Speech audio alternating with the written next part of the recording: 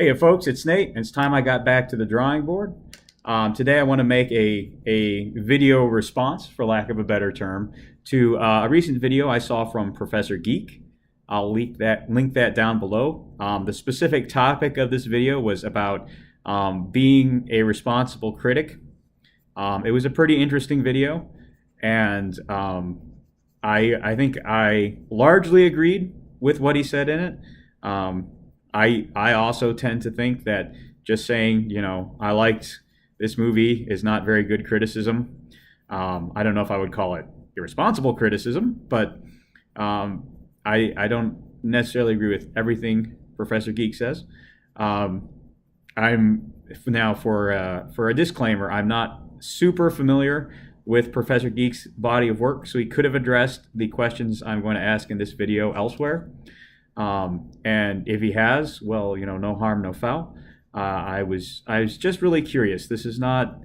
I am just trying to understand his point of view better, because I think it reflects some things that I have heard from other comic book readers that I know that I really don't understand. So if he could clarify it, maybe that would help.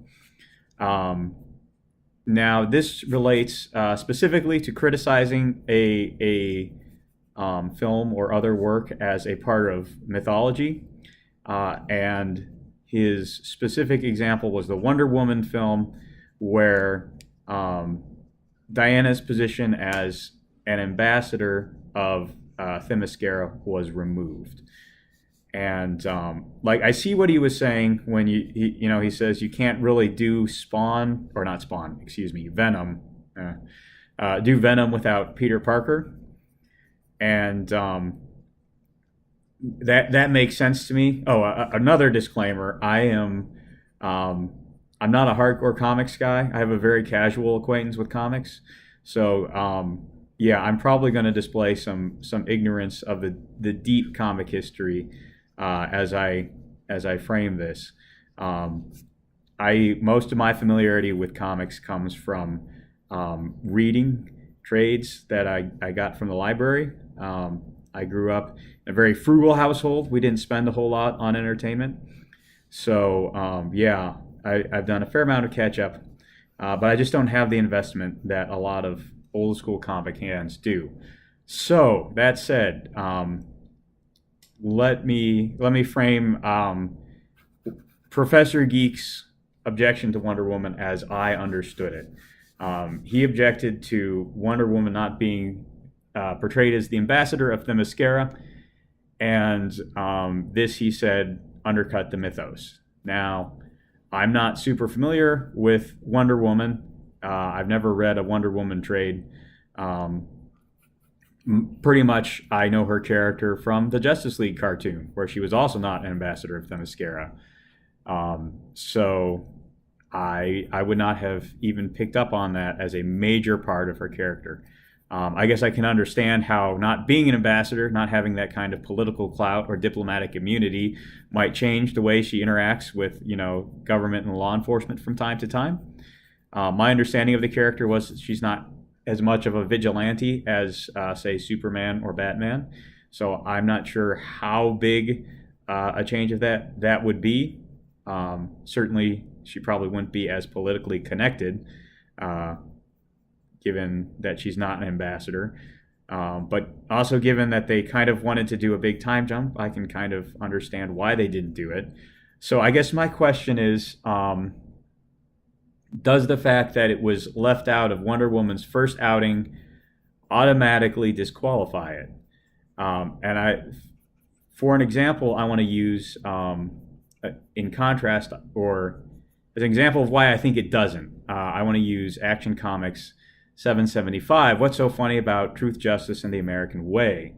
Now, it's been a couple of years since I read this story. And again, I don't own it. I read it in a trade. So I'm just going off of my memory here. But I seem to recall that there is no reference to Clark Kent as the last son of Krypton anywhere in that story. and that's a big part of his mythos. I mean, he's represented as a Kryptonian, as an alien on Earth. Okay, fine, but he's never represented as the last of his people in that story. And so my question is, does that invalidate the story in the same way that uh, you believe the Wonder Woman movie was invalidated? Now I know what the first counter argument to this could be is that Action Comics is an ongoing franchise. You get that aspect of his mythos in other stories that are told. There are two problems with that, as I see it. The first is that every comic is someone's first, and maybe someone's last. So if someone just reads "What's So Funny About Truth, Justice, and the American Way," they would, and they never read another comic with at least with Superman in it, they would never get that part of his mythos. So does that make it a worse story? I don't think it does. Um, and based on what I've seen on Professor Geek's channel, I think he would generally agree with me there. I've heard him speak highly of that story in a couple of his videos that I have watched. So why then does the possibility that someone will just read that part of Superman's story and not get that important part of his mythos, not diminish the value of What's So Funny About Truth, Justice, and the American Way, but it does diminish the value of Wonder Woman. And the other thing is that the movies are not in as good a place as the comics were. And okay, so the comics, A, they already had all that backstory, and B, they were more likely to go on and address it again in the future. Those are fair points. And I just wonder, given that What's So Funny About Truth, Justice, the American Way came out after the '90s collapse, is it really fair? It was released in 2001, when the comic book market was. I mean, it wasn't like it is today, but it wasn't doing really great either. It was kind of making a point for why comics should still be around. So were they really in any better position than the movies were? I mean, we're getting another movie now based on Wonder Woman 1984. If that includes Wonder Woman as ambassador of Themyscira, does that fix the problem? I'm fairly confused by this. I just don't understand why they're choosing possibly to roll out the aspects of Diana's mythos in stages rather than trying to dump it all at once. Invalidates their approach. Again, I understand it more with something like Venom, where Peter Parker, Venom exists because of Peter Parker. He was never really his own character. I've never found him terribly interesting. I have read Peter Parker trades. I haven't read I have read Spider-Man trades. I have never read Venom trades. I never found them very interesting. So, yeah, I mean, does all the core aspects of the mythos have to be rolled out in a single story? I would imagine that would make every story very cluttered. I know that Lex Luthor appears in What's So Funny About Truth, Justice, and the American Way, but he's never emphasized as Superman's arch rival. That's one of Superman's most important aspects. His arch villain Lex Luthor. But trying to shoehorn that into the story, it's already a very full story, as I recall. Would that really have improved the story?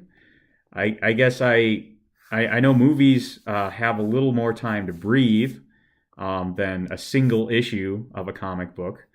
But I guess I'm just a little unclear how you decide what the really integral method parts of the mythos are, and which ones can wait or can be developed in creative ways. It seems like a very constraining way to look at telling the story. And I know it's possible to go completely off the rails in the other direction, and that's not good either. I hear the force of that argument, but I guess I would just like to hear a little more clarity on um, what is the the criteria for telling the core part of the mythos that has to be in a story from your point of view, and what is, the stuff that the creator has room to play around with. Because I'm not entirely unsympathetic to the point of view that, a mythos or a set of lore or whatever you want to call it has core aspects that those people who take up the mythos must be willing to adhere to. But I'm not clear how you enforce those, or how you even determine what they are, short of gatekeepers. And gatekeepers may be the only way to do it, which is what it looks like to me, honestly. And one of the big reasons why I was never interested in working in mainstream comics or writing for them or anything like that. But I do read them because I want to know what the state of the industry and the storytelling is, and so I would be interested in your insight into that particular part of understanding the mythos. How do we figure out what the core aspects are? I know it can't be age, uh, because, or excuse me, not age. It can't be what came first, because you've thrown out guns as a part of Batman, and I know that there are early comics with where Batman used guns. So yeah, I guess I'm just looking for a little understanding, a little clarity there. And maybe you never watch this, maybe I never get it, but I'm curious. So I thought I'd put it out there. Anyway, that's all I got for right now. I am going to be on vacation, visiting family because it's the holidays. So this is going to be my last video until probably sometime around the new year. So I will sign off here, and I'll hope to see you in 2019. There's a like button down below, along with a subscribe button. Go ahead and use them as you see fit, and I'll talk to you later.